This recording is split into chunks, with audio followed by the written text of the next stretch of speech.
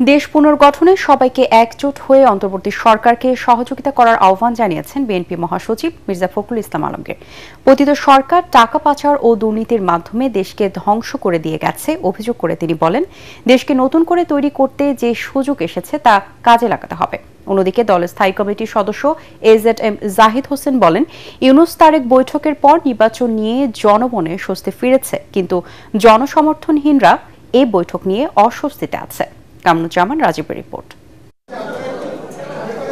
ফ্যাসিবাদ বিরোধী যুগপৎ আন্দোলনের শরিক দল বিপ্লবী ওয়ার্কার্স পার্টির প্রতিষ্ঠাবার্ষিকীর অনুষ্ঠানে যোগ দেন বিএনপি মহাসচিব মির্জা ফখরুল ইসলাম আলমগীর। এতে শুভেচ্ছা বক্তব্যে তিনি বলেন, ছাত্র জনতার রক্তের বিনিময়ে দেশ ফ্যাসিবাদ মুক্ত হয়েছে, সুযোগ তৈরি হয়েছে দেশ গঠনের। কিন্তু কিছু ঘটনার কারণে অন্তর্বর্তী সরকারের উদ্দেশ্য নিয়ে সন্দেহ তৈরি হয়েছিল। ডক্টর ইউনূস তারেক রহমান বৈঠকের পর আবার আশার আলো জেগেছে। তারুণ্যের দল এনসিপিকে স্বাগত জানিয়ে মির্জা ফখরুল বলেন, জনগণের আকাঙ্ক্ষা পূরণে সরকারকে তারা সহায়তা করবে। আমরা প্রত্যাশা করি যে এই তরুণেরা, এই নবীনেরা যারা এই তার বিগত আন্দোলনে সক্রিয়ভাবে অংশ নিয়েছে, নেতৃত্ব দিয়েছে, তারা তারুণ্য যে নেতৃত্ব, সেই নেতৃত্ব আমাদেরকে নিঃসন্দেহে আমাদের সেই লক্ষ্য অর্জনে সাহায্য করবে। অন্তর্বর্তীকালীন সরকার ভালো কাজ করছেন, আমাদেরকে পথ দেখাচ্ছেন।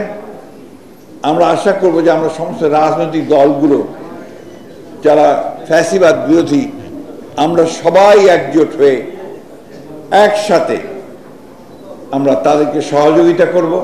অন্যদিকে জাতীয় প্রেস ক্লাবে আলোচনা সভায় বিএনপির স্থায়ী কমিটির সদস্য এজেড-এম জাহিদ হোসেন বলেন, ডক্টর ইউনূস তারেক রহমান বৈঠকের পর জাতীয় নির্বাচন নিয়ে অনিশ্চয়তা, ধোঁয়াশা অনেকাংশে কেটে গেছে।